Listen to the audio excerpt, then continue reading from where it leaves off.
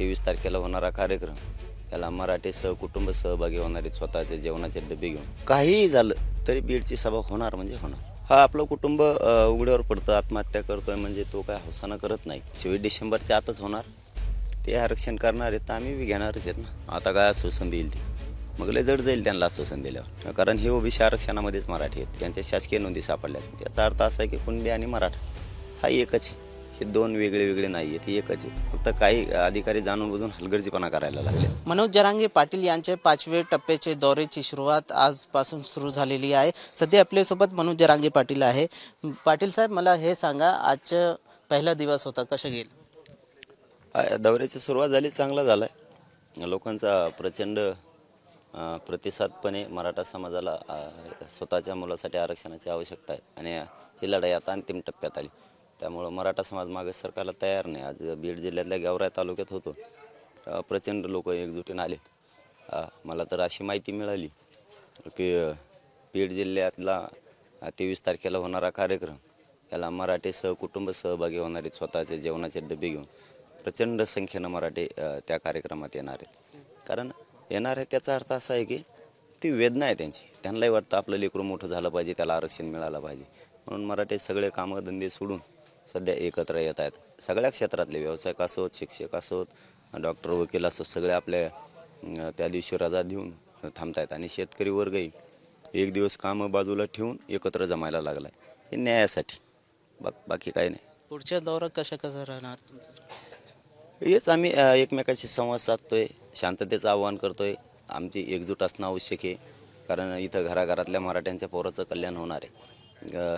त्यामुळे त्याला आरक्षण देणं ही आपली सगळ्यांची जबाबदारी आहे. त्यामुळे मराठा प्रचंड संख्येने एकत्र आला आहे, करोडोच्या संख्येनं सध्या मराठा एकत्र आहे. नाही, आता सरकार स्पष्ट भूमिका करेल त्यांची.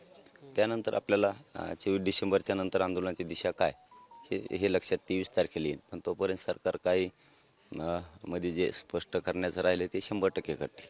आणि 23 तारीखची जी सभा आहे बीडमध्ये, ते 100 एकरमध्ये होणार आहे, भव्य सभा होणार आहे. ते होणारच. काहीही झालं तरी बीडची सभा होणार म्हणजे होणार. आज पहिला दिवस होता, गेवराईमध्ये गेले होते तुम्ही आणि कृषी प्रदर्शन होतं, तिथून तुम्हाला चाबूक पण दिलेला आहे, कशासाठी? मग आज शेतकऱ्यांच्यासाठी ते कृषी प्रदर्शन आहे. आणि चाबूक, बैल, औत ह्या गोष्टी हे शेतकऱ्यांचं हे दैवत आहे ते. कारण त्याच्यावरतीच शेती कसून आपली प्रगती शेतकरी करतो, कुणबी करतो. कुणबीचाच अर्थ सुधारित शेती झाला आहे. त्यामुळं सगळा शेतकरी वर्ग हा कुणबी आहे. हा सगळा आरक्षणामध्ये, त्यांना आरक्षण मिळावं हीच भूमिका घेऊन आम्ही आता मैदानात येतो. काही शेतकरी आत्महत्या पण करत आहे, तुम्ही आवाहन पण केलेलं आहे. हा आपलं कुटुंब उघड्यावर पडतं, आत्महत्या करतोय म्हणजे तो काय हौसानं करत नाही. त्याच्या मालालाही तसा मोल मिळत नाही, तसा भाव मिळत नाही. त्यामुळं तो पुरता हातघाईला आलेला आहे. त्यामुळं त्यांच्या पिकालाही शेतकऱ्याचा भाव मिळाला पाहिजे, म्हणजे आत्महत्या थांबतील आणि त्याच्या शेतकऱ्यातही प्रगती होईल, हा उद्देश आहे. आणि सरकार ऐकल, 100% शेतकऱ्याला मदत करेल अशी आशा आहे. नसता शेतकऱ्यांना हे लढा उभा करणं गरजेचं आहे की स्वतःच्या न्यायासाठी. मुख्यमंत्री म्हणतात का आम्ही मराठाला नक्की आरक्षण देणार, आणि काल त्यांनी सभागृहामध्ये हे पण सांगितलेलं आहे की फेब्रुवारीच्या नंतर आम्ही करणार काय? नाही, 24 डिसेंबरच्या आतच होणार. ते आरक्षण करणार आहेत तर आम्ही बी घेणारच आहेत ना.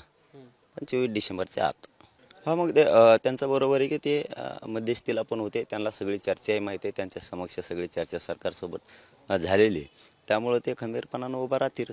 त्यांच्यासह महाराष्ट्रातल्या सगळ्या नेत्यांनीसुद्धा आज मराठ्यांच्या पोरांच्या पाठीशी उभा राहणं आवश्यक आहे. कारण हीच वेळ आहे मराठ्यांच्या पोराला साथ देण्याची.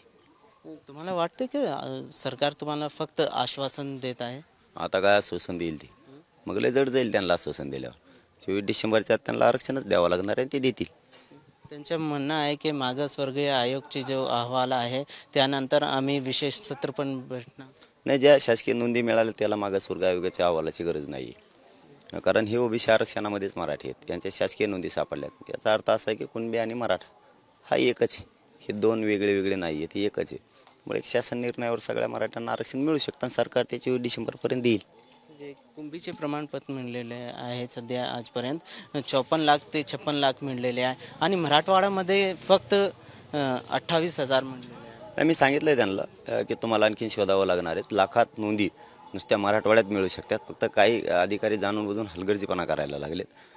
त्यामुळं ते त्यांना कामावून सुद्धा कमी करणं आवश्यक आहे आणि सरकार ते करणार आहे पुढच्या काळात. आणि शेवटचा प्रश्न माझा हे आहे की तुमची पुढची भूमिका काय राहील अगर ते आरक्षण दिलं नाही तर? नाही, ते 23ला आम्ही कन्फर्म करू, फायनल करूयात, बघूयात. देणार नाहीत असं वाटत नाही. 23-24 डिसेंबरच्या आत 100% सरकार आरक्षण देईल. नाही दिलं तर आम्ही लढायला सज्ज. आम्ही कुठं मागं सरकारलो होतो? मराठ्या मागं सरकारणार नाहीत. आता ही शेवटची लढाई, ही शेवटची लढाई. याच्यातच मिळवायचं आणि अशी संधी मराठ्यांना पुन्हा नाही.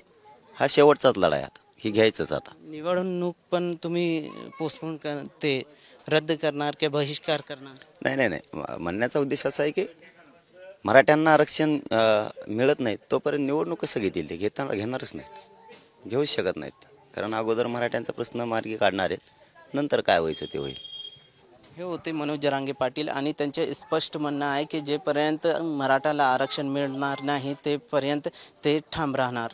कॅमेरामॅन गोपाल हरणेसह इसरार चिश्ती, मुंबई तक, अंतरवाली, सराठी.